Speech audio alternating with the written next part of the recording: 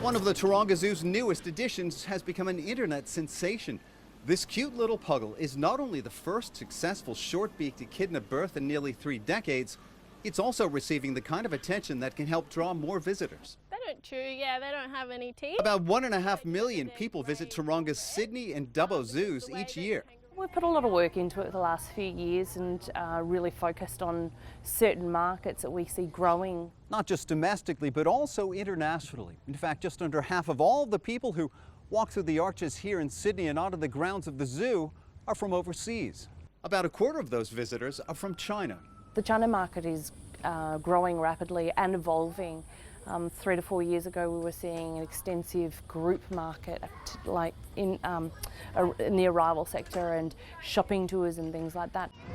Now Australia is seeing more independent Chinese travelers, about 1.2 million last year, according to Tourism Australia, and they spend more per visit than people from any other country.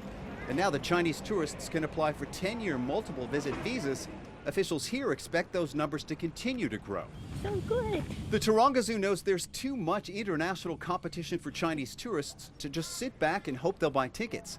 It aggressively markets the zoo and Sydney in China and other international markets. They're the ones we're putting a lot of focus in to for the last 3 or 4 years by travelling up into these markets and meeting with key decision makers in the tourism industry, training local travel agents and wholesalers and just spreading that brand awareness and that word.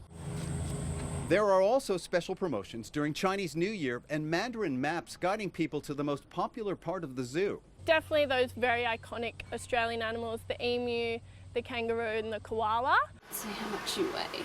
That's why the arrival of little guys like this one are so important, to showcase the zoo's successful conservation efforts and to help give international travelers another reason to visit.